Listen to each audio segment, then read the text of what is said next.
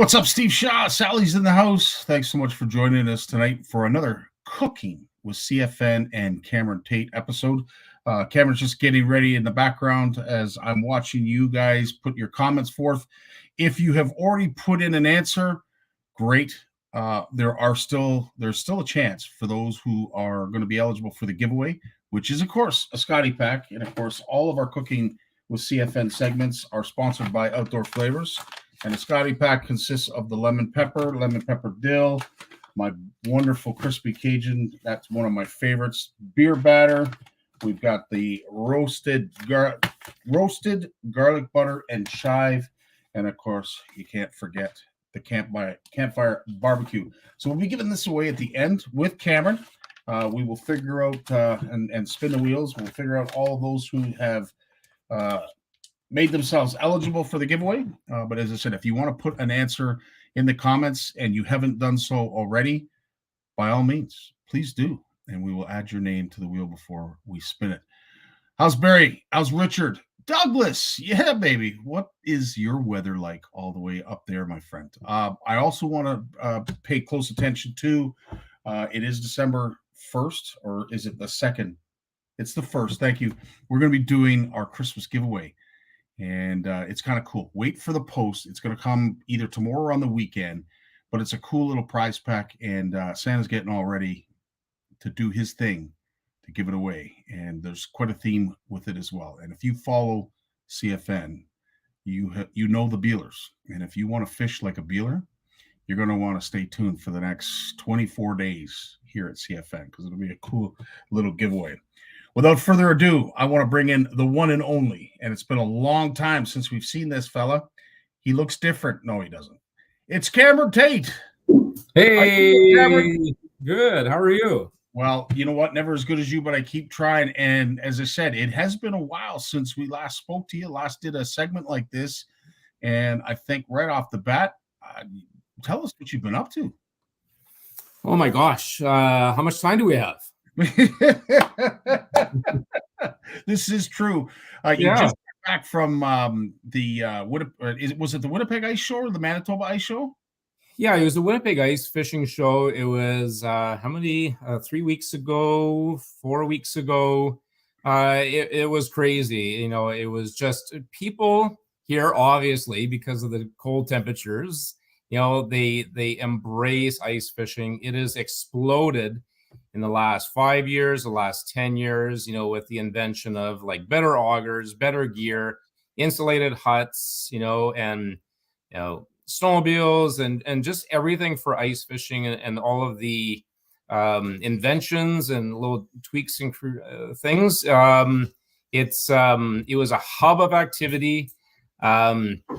Great speakers that we had, and I didn't have my booth there this year. Actually, I normally have my sharpening booth and sharpen nonstop for like 24 hours, pretty much. You know, on the weekend. I do stop, but I had just started a new job that week. You know, and you know, I said, this job's pretty important, so I don't want to come back on the second Monday and be exhausted. And but what else did I do? I did some cooking seminars. Yeah, you did some seminars at the ice show, did you not? I did 2 cooking seminars, and then I did what was the other thing? Oh, we had a lake to plate filleting and cooking competition, and I was paired up with Jamie Bruce. You know Jamie Bruce? Yes. And the guy's a giant. He's like 6'5" or something, and he filleted his walleye in 32 seconds.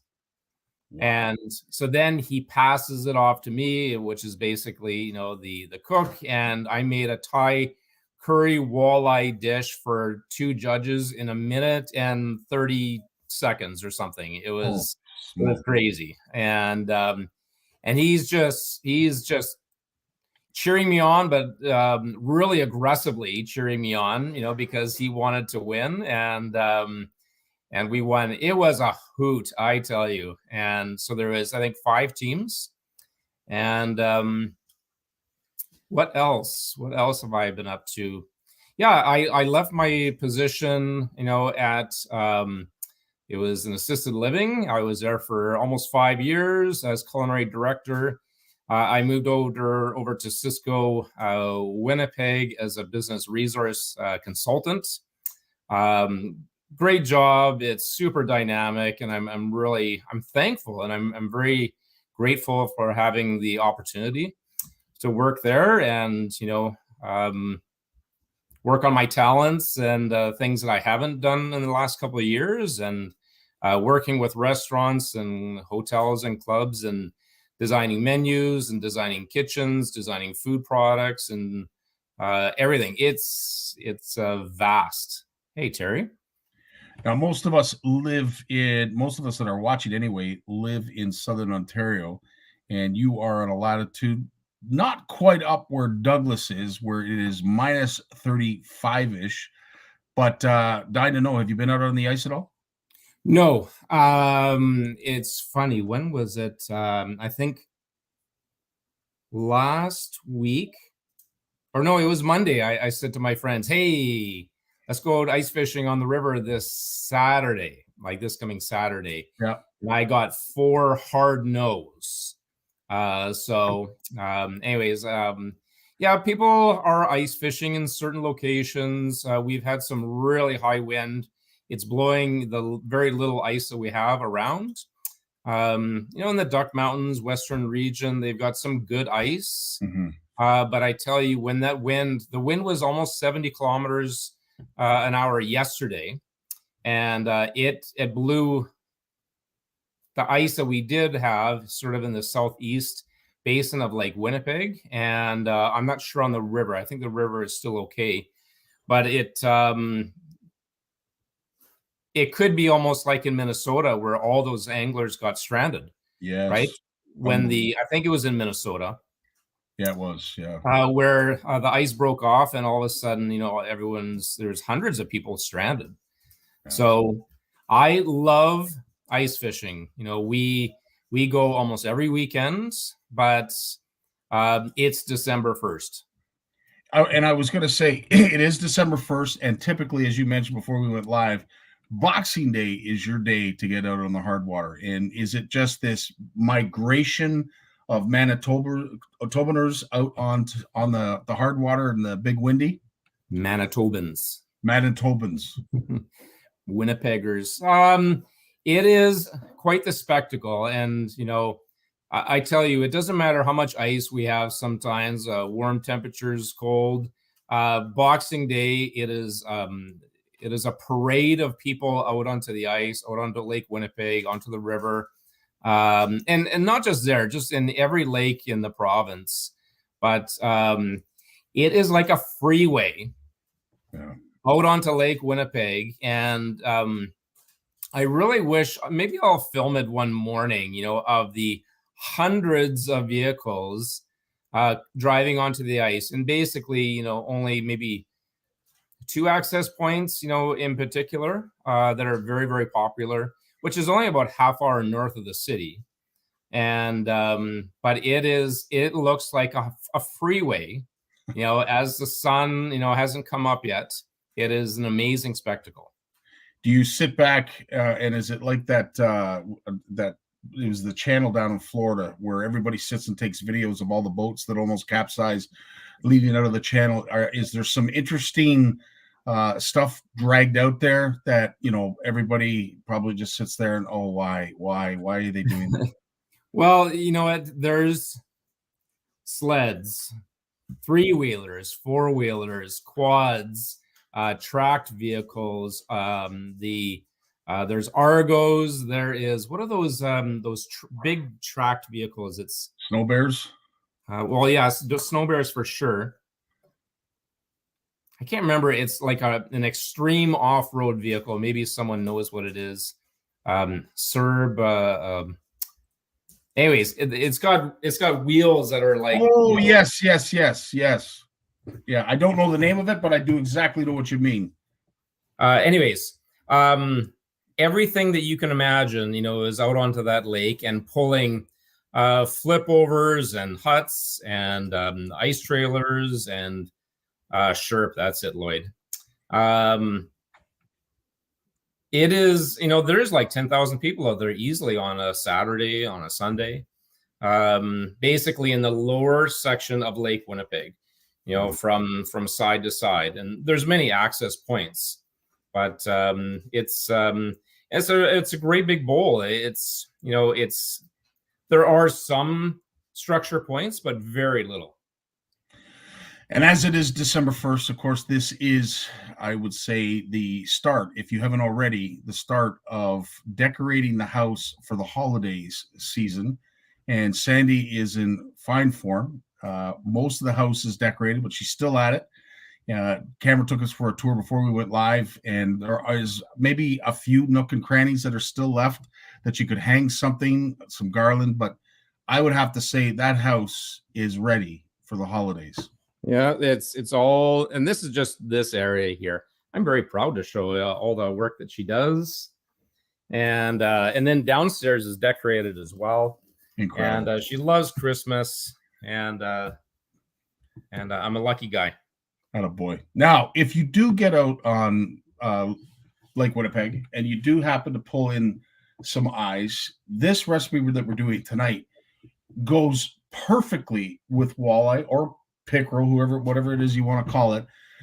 We have been showing the picture throughout the course of the week since live, and I have to tell you, that alone, whether you got the name right or not, as so many of you said, that just looks absolutely freaking delicious. And we're going to learn just how easy it is. And what was really interesting, and I think I have to mention again, all of your recipes that you do for Outdoor Canada are from scratch. Like, you came up with this concoction. 100%. Everyone is, either the first time I've made it, or I've maybe made it before slightly, and I've tweaked it.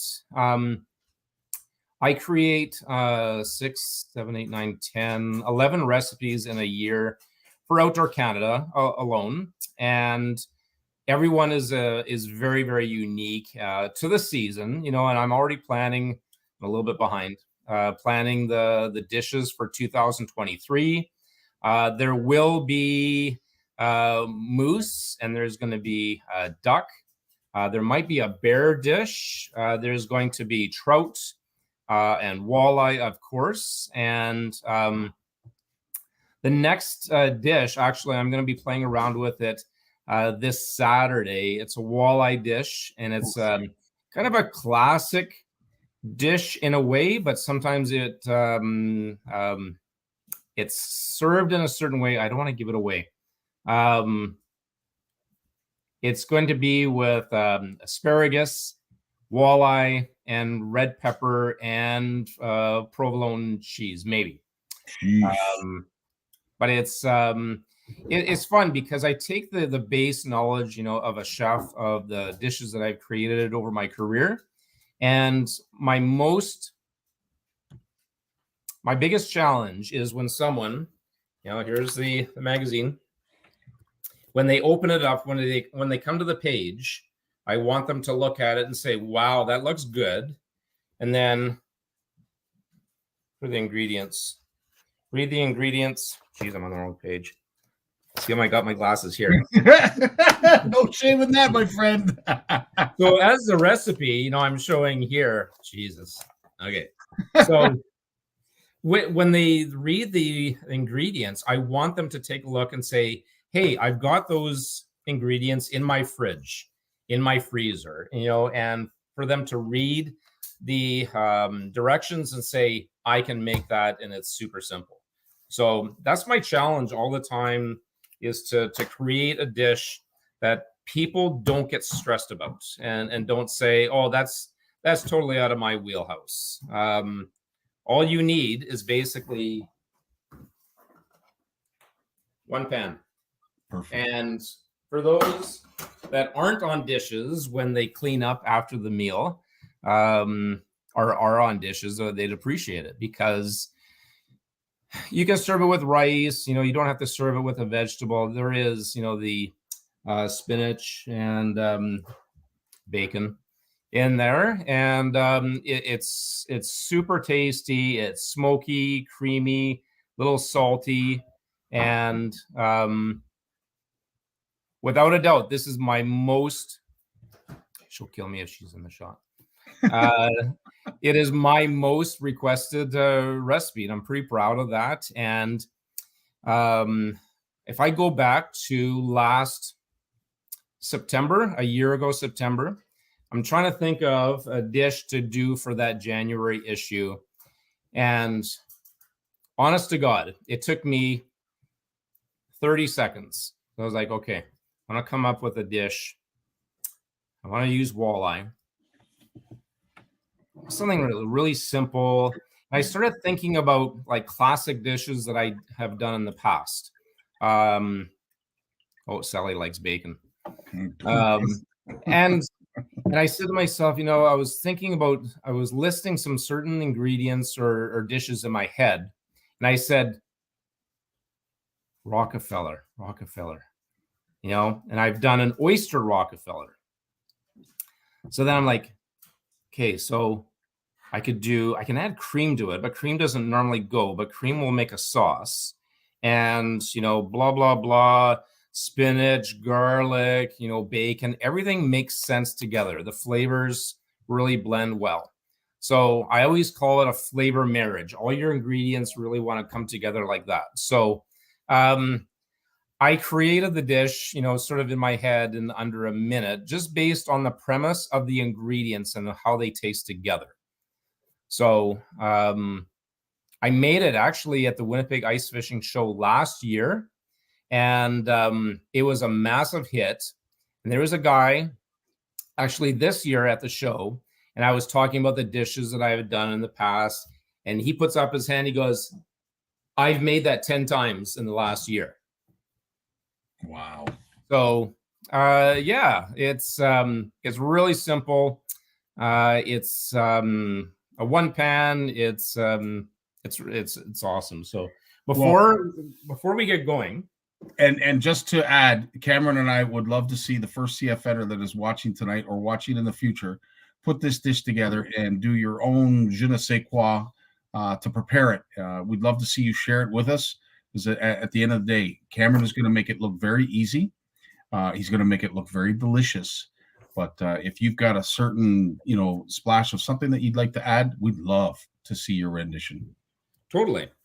So just before we get going, so I don't forget, if anyone gets the ice fishing guide from In Fisherman, remember we talked about, because you brought out the outdoor flavors. So if you can see that one. Mm-hmm. So that was it just came out probably about maybe 4 weeks ago. And I did an article. It's called Breaking Down Breadings. And in the article, and so there's the next page as well. Over there. Nice. And I did an article and talking about outdoor flavors and talking about the ingredients. And I did a little description on Catch and Cook is the other one. Yeah. They're two Canadian products, and they're really great.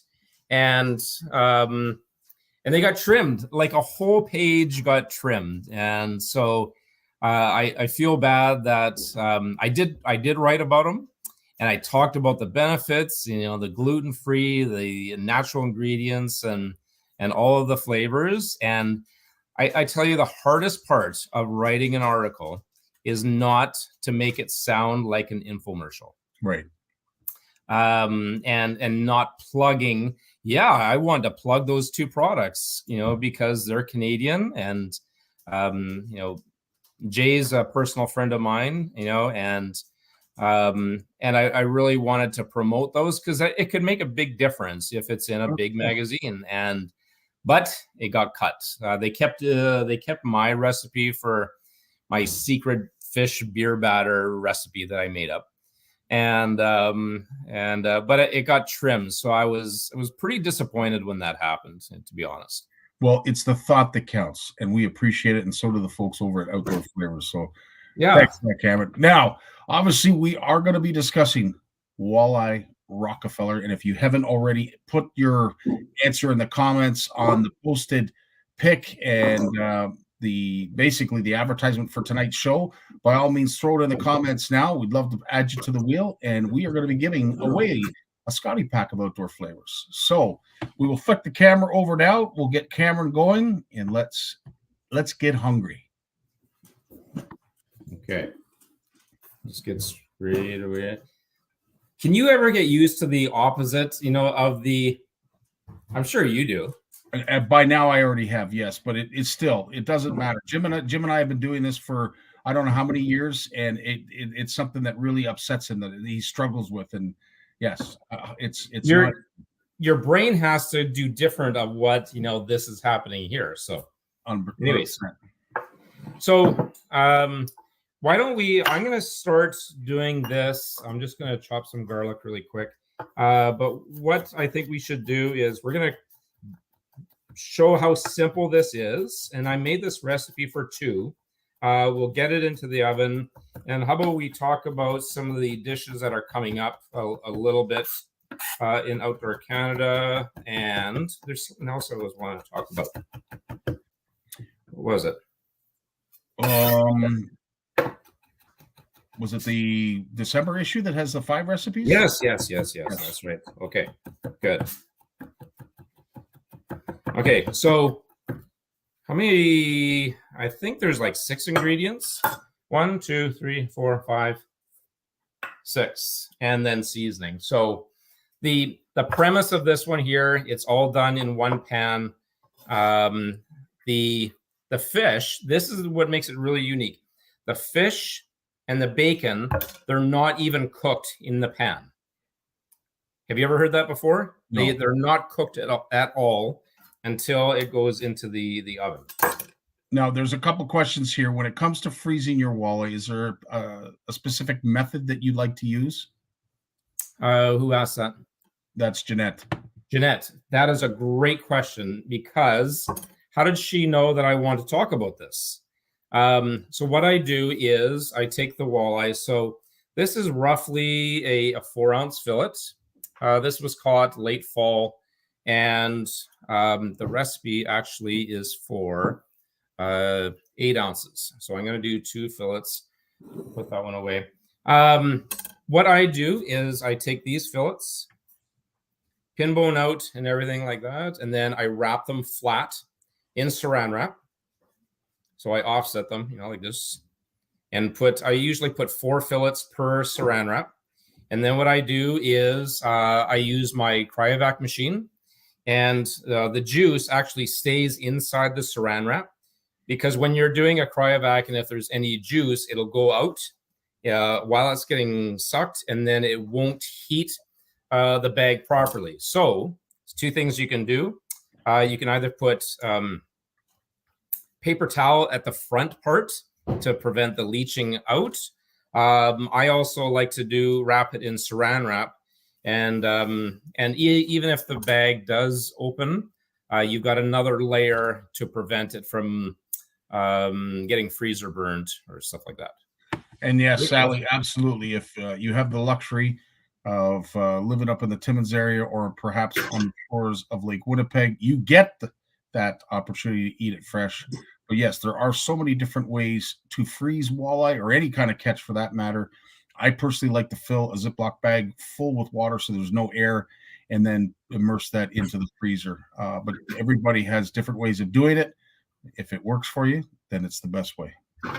If I can just sort of give my 2 cents on that one, I don't like to add water because I don't like to dilute the flavor. Yeah, try, even if you don't have a cryovac machine, saran wrap it, make sure it's really flat, put it into a Ziploc bag, and you can even put a straw in there, suck out the extra air and really get everything out. And then if you stack it tight on top of other ones, it almost, it's weird. It just doesn't get freezer burnt that way. But you want to have it, within a couple, 3 months, 4 months, whatever. You don't want to have fish that's been sitting there for like 6 months. And that was going to be my next question. After 6 months, that's when you start to get into the freezer burn, the taste of the fish changes to a certain degree. The texture can change as well. But yeah, so 6 months is roughly what you want to store. Yeah, after 6 months, they get cooked up and put, mixed with rice, and then the dogs eat it. Unfortunately, if something slips down to the bottom of the freezer, and I'm guilty of that. And okay, so I've got the recipe is online because this is from last year, and this is okay. So we've got our spinach, 2 cloves of garlic. And the thing with this one here, don't cook the garlic too much. So I think in the recipe it calls for a couple 100 grams, spinach. I don't even know what this is. 142 grams. So let's get crazy. We're just going to dump the whole thing in. Yes, sir. Because this much spinach will go down to like this much, right?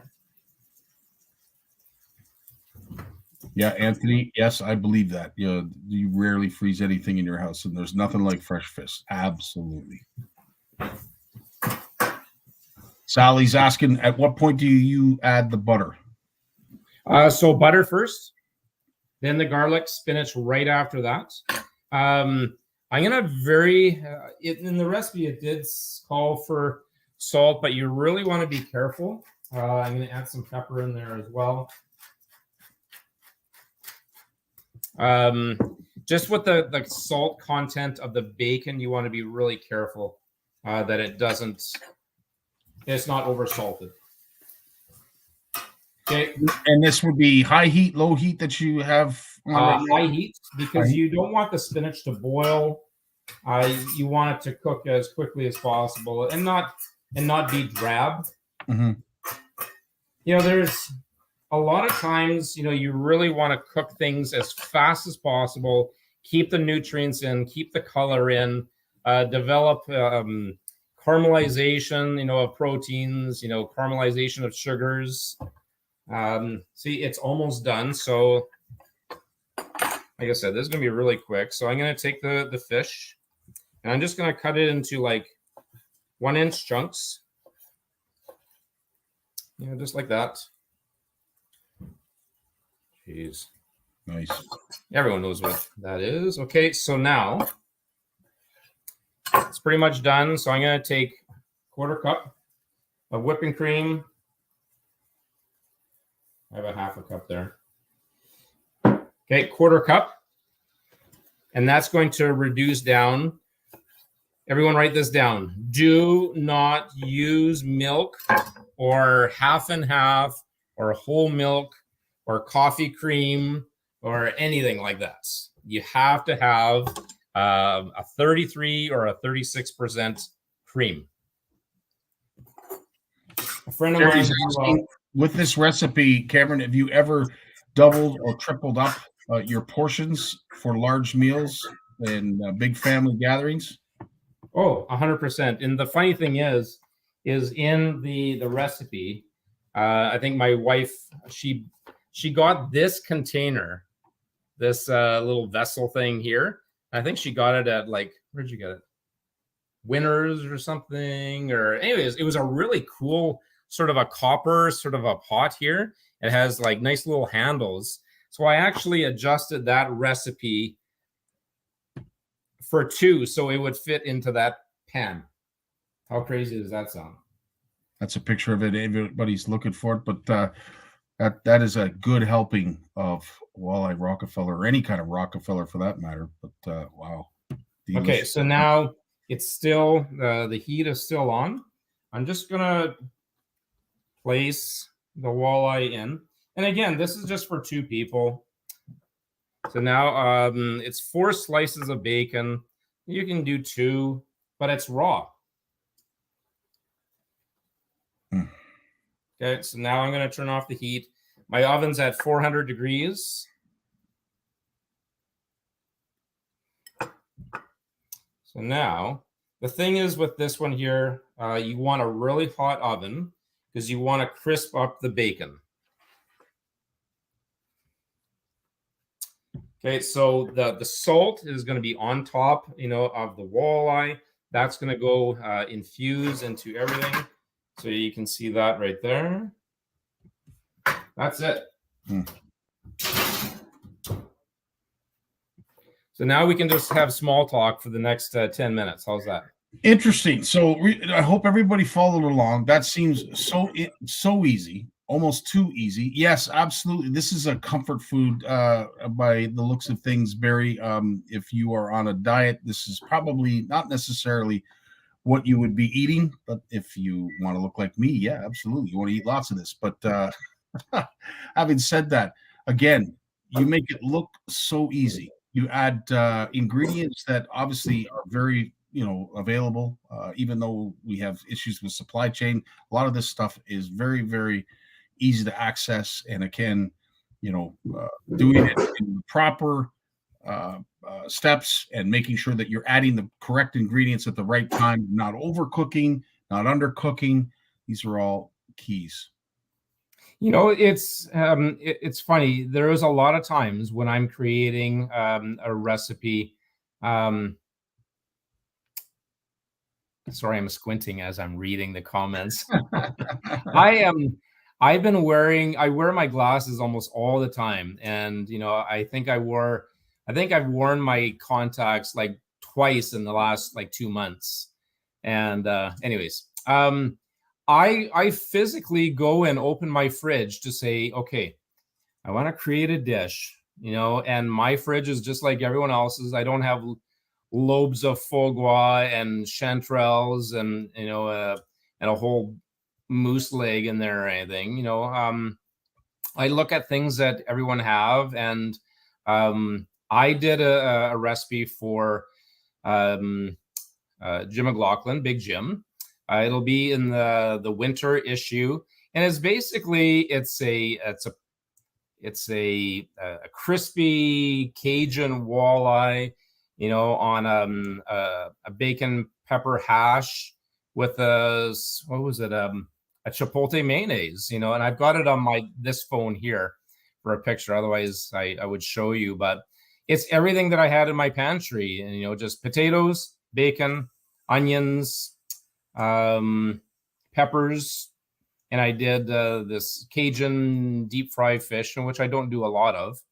And honest to God, I'm like, oh, there's some sriracha mayonnaise in there. That was it. And I put that on top. I put it on a nice plate. I took a picture of it, turned it a couple times, took another couple pictures, sat down and ate it. And that's going to be, I'm going to type that one up probably this weekend, maybe. And I'm going to send that off to Big Jim. Fantastic. Terry, I'm going to assume Terry's thinking possibly of putting this meal together for his Christmas dinner with his family, because it sounds like he wants to make this on a large scale. Perhaps he's going to invite half of CFN over, including the Bealers. If you were to put a big meal like this together, would there be too much grease from the bacon? Should you cook the bacon prior to assembling it like you did? Okay, great question. The fat adds flavor, but if you were to multiply it, if you were to double it or whatever, yeah, I would par cook it, get rid of some of that fat. I found with just the two, portion, it has the right amount of fat. And some people say, well, it's fatty. Well, fat is flavor, and it mixes in with the cream. It mixes in with the spinach and the fish. You can reduce it down to 2 strips of bacon. You can par cook it, but in a hot oven, it's going to burn, pretty quick. So you can even cook it completely and then sprinkle it on top at the very end. You can totally do that. That's awesome. And Jeanette is asking, what other wine would you pair with this dish other than the Magnata's 2020 Pinot Noir? Oh, geez. I am not a wine guy. I research every wine or beer or spirit that I pair with these, and sometimes I get a wine expert to help me, like a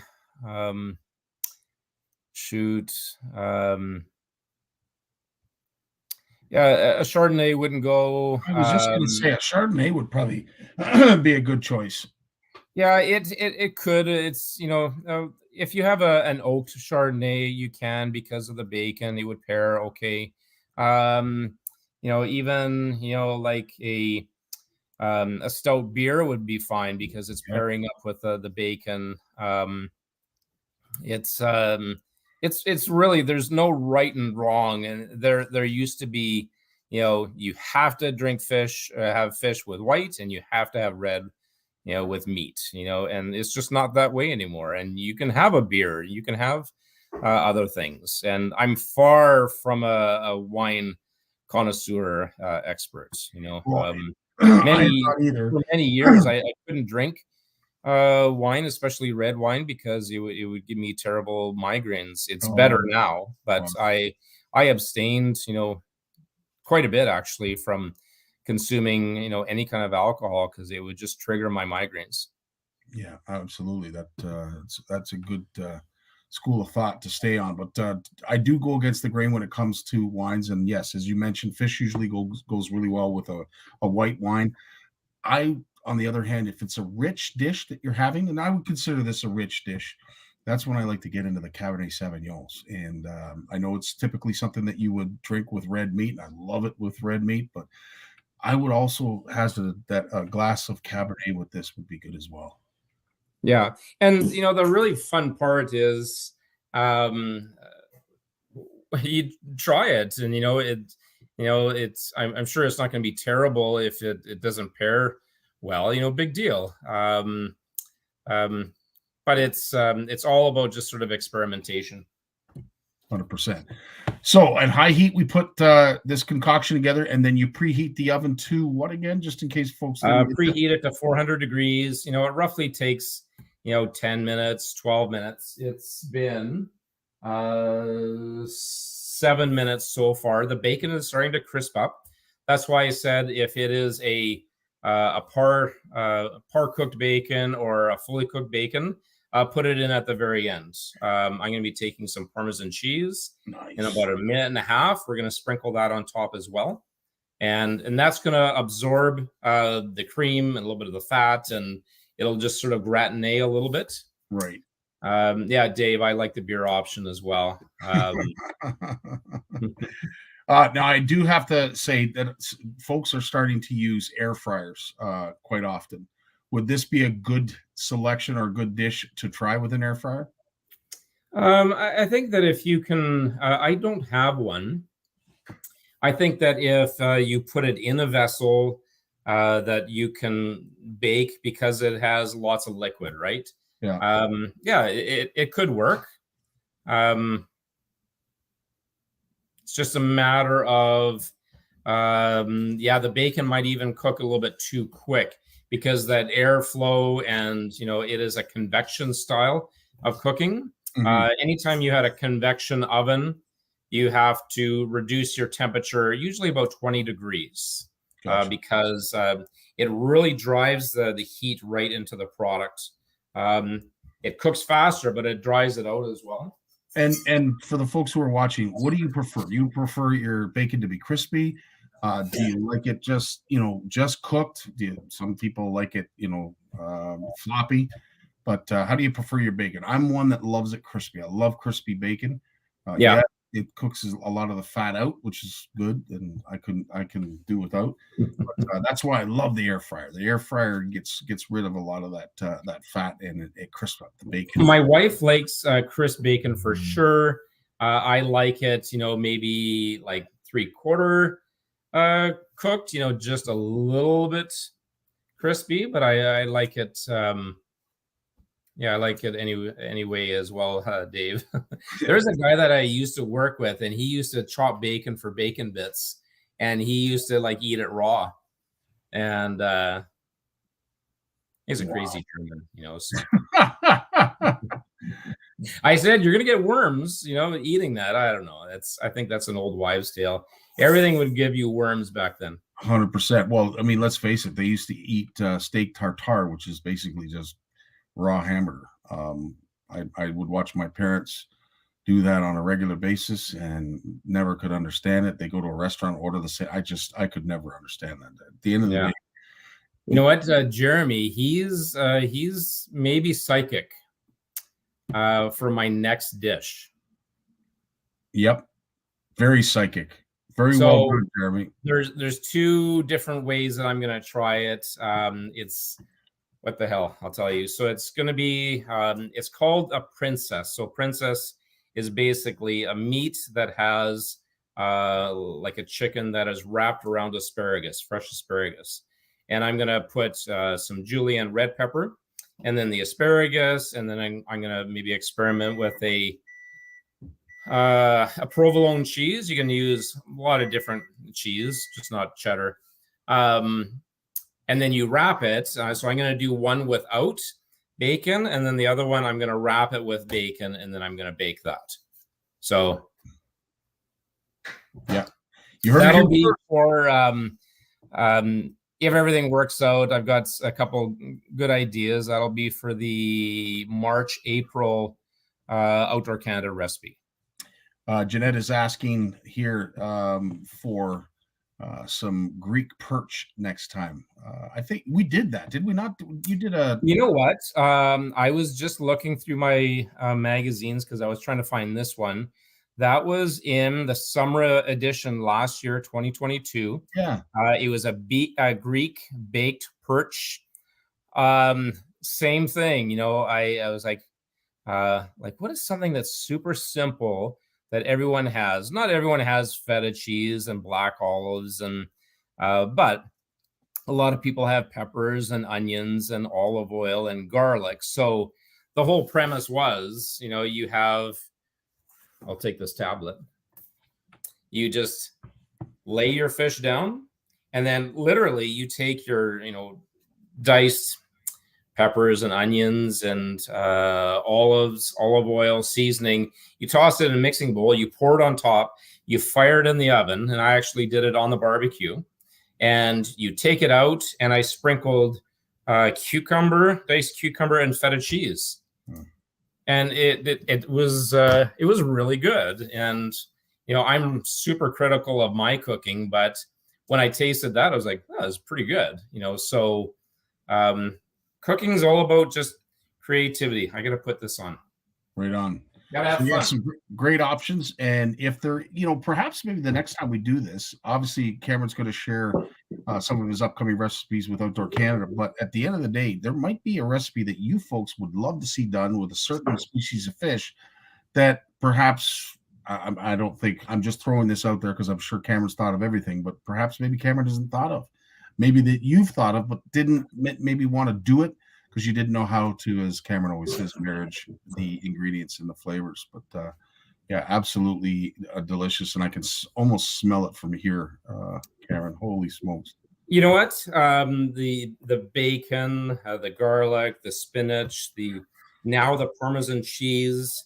It's, you know, it's again, it's a marriage of flavors at work. And part of my seminar that I was doing at the Winnipeg Ice Show, it was talking about why food tastes good. Mm-hmm. And do you remember why? Or no, that's not the right question. Why? Yeah. Well, why does food taste good to you and I? You know, what happens? It's a harmony of flavor, and I would imagine it's just, as you said, it's that marriage of all the ingredients, so that you don't get flavors that are trying to, you know, conflict with one another. It's as you always say, it's just a marriage of great flavor. Yeah, it's to expand on that one. It is all about the brain talking to the taste buds. So your brain, when you taste something, your brain is saying, okay, that's good, you know, or, oh, wow, I don't like that, or, well, that's weird, you know. So people don't realize that. And, you know, when foods and smell, the aromas, when you smell something or taste something, your brain is saying that tastes good. Well, why does it taste good? It's activating your saliva, your taste buds. You can taste it before you taste it. And the marriage of, in this dish, garlic, spinach, cream, bacon, fish. What else? Did I say garlic? Yeah. They're all home runs, and they all marry exceptionally well together. And when you taste it, your brain goes, yeah, that tastes really good. And when things don't taste good, you know, sometimes it is some chefs or cooks, you know, they have the fusion confusion, I call it.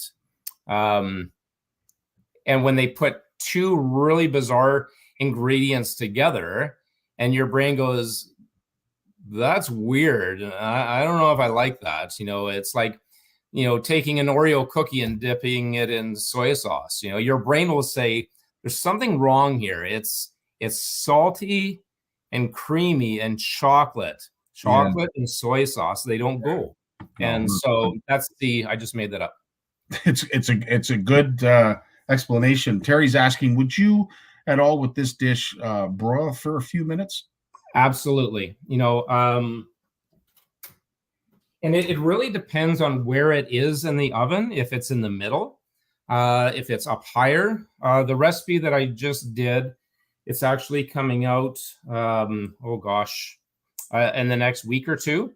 It was a baked trout, baked at 425 degrees for 12 minutes at the highest rack in the oven, but just on regular. Mm-hmm. And I put like butter and seasoning. It was sort of like a hot and crispy sour, hot and crispy trout. And with it being really high in the oven, it crystallized and caramelized, and the flavor was great because the milk solids, you know, on the trout, when they melted, the milk solids kind of caramelized, you know, and it was super tasty. If you've got 5 or so minutes left before it's ready, Cameron, maybe we could do our giveaway for those who answered tonight's dish correctly, or did you want to pull it out of the oven? Sure, I can pull it out now. Let's see it. There was one other thing. I think this is where he's going to get his beer. Yeah, we've already talked about the recipes coming up, right? Yeah. Yep. Yeah. Here it comes, folks. Drum roll, please. Now, how long would you let that sit, Cameron? Oh, you know, you really want to let it rest for a while, like, you know, 15, 20 seconds. Wow. Do you honestly think that I can wait? I know if it was in front of me, I couldn't. So let's see if is it the same? It's pretty darn close. Yeah, it's pretty darn close. Now, the only thing myself, I would probably crisp up the bacon a little bit more, but again, that all depends on how you like your bacon. Yeah, you know what, I would really do it for like another, you know, minute or two, but the cream and everything is reduced, and yeah, there's some fat in there, but it's tasty, and it's all to personal preference. If you don't want to have it as much, you can put 2 slices of bacon. You can par cook it. You can leave the bacon out if you want to, you know, have it not use pork. Oh, 100%. Has Sally made this? Sally and Barry, she's saying it's yummy. It is yummy, and I don't know that they have, but I have a feeling that they might just be the first to dive into this and make this. As I said, they love your segments, and they have quite the palate, the pair of them. They do like all kinds of foods. They would look like me, at least they should look like me the way they eat. They are very good eaters, hearty eaters, and something like this absolutely would excite them, as it is myself. But that is it there, Steve. Thanks so much for sharing all these, of course, as you always do. If you want ingredients and you don't have a copy of Outdoor Canada, you can look at this online, and that is the title there. But that's the issue. But that's last year. But the great thing is that this is available online. Some of the recipes, to be honest, I've kind of stepped away from doing all the videos. on them. They're just during COVID, it was not possible for shooting, post-production, video editing. I just concentrated on doing the dishes, cooking them, shooting them in the stills, and then doing that. And but there are some recipes there that there is a corresponding how-to recipe. Well, I'll tell you, as always, Cameron, I'm so glad that you share this with us, and we look forward to your segments coming up in the future. But again, this is what walleye Rockefeller would look like. Now, are there any other fish, any kind of white flesh fish would work with this? I would assume. You know what? My second choice would be burbot. Burbot. Burbot would be great. Pike, would be third. Perch would be fourth. You can do it with salmon. You can do it with trout. I did a recipe. It was last. Oh gosh, COVID's a blur to my memory. I think it was last year. Sort of a baked trout pepperonata. With peppers and bacon. Jeez, I got the bacon theme on that, and it's. I typically like to pair it with a leaner fish, like a walleye or a perch or pike. The fattier fish, if you have bacon on a trout, what the hell? Bacon goes good with everything. Little. Absolutely. Well, as always, we like to do a giveaway for these segments, and that, of course, I'm hoping everybody can see. That is the wheel. All those who correctly identified what tonight's dish was. Look at you. Have done so. Yes. Oh, absolutely. We got to spice it up, dude. You set the bar very high for all of us here at CFN. Now, what I have to ask you as the guest, how many times do I shuffle the deck before we start spinning? What do you want me to do? Say stop or go or what? Say between 1 and 6. How many times should I shuffle the deck? 5. 5 times. Here we go. 1, 2, 3, 4, 5. And of course, it's the last CFNer standing. So we will continue to spin the wheel until we get down to the last remaining CFNer that correctly identified tonight's dish as the walleye Rockefeller. Sorry, Sonia. Thanks so much for tuning in, though. And that's the cool thing that I love to embrace, Cameron, is the fact that most of the folks that give the answers do show up to watch the segment. So, Damien, unfortunately, you're not the one, but I'm sure we are going to get someone that is on with us right now as the winner of our Scotty Pack and our outdoor flavors. Oh, Jeanette, I love all your interactions. Keep up the great. I just love the support. Keep it up, Jeanette. Can't thank you enough. But we like to reward our community. We like to reward those who do stop in, say hello, and give the dues to our guests, like you have done so yet again with Cameron. We will continue to spin the wheel. Cameron, is there anything else you wanted to add? Dave was asking if it was the beet and vodka cured trout. No, that was a cured trout dish that I did. This one was if you search it up, it's a trout pepperonata. Right on. Ooh, and that was in the Ice Eats. I'm pretty sure 2022, the winter edition. That's when I do 5 recipes, and that should be coming out, like I said, in the next couple of weeks. Incredible. So you have five recipes coming up in the month of December. And then, of course, you usually do a recipe every 2 months for the magazine. Yeah. Do you see yourself with any little bit of time or extra time doing anything extra for obviously Just Fishing and Jim's publication, or maybe in Fisherman? Anything coming up? Yes. For, oh my gosh, I did a knife article for In Fisherman. I did campfire cooking for In Fish. Yeah, my big spread is coming up, like I said, 2 weeks in Outdoor Canada, and that is like, eating on the ice. That's the it's called Cool Eats, Cool Treats, or whatever the editor will we'll coin it as. Yeah, other than that, I would like to try to make this a little bit more of a regular thing. Cool. I know I've been away for a long time, just surviving, and but I think we should. Right on. Well, speaking of surviving, we have 2 CFNers left. It is Sally Mitchell and, of course, Tony Szynowski. I don't know who to put my money on. Both of these folks win lots of stuff. But here goes the last spin, of course. Whoever is chosen is the runner-up. The last CFNer standing takes home the Scotty pack of Outdoor Flavors. Good luck to you both.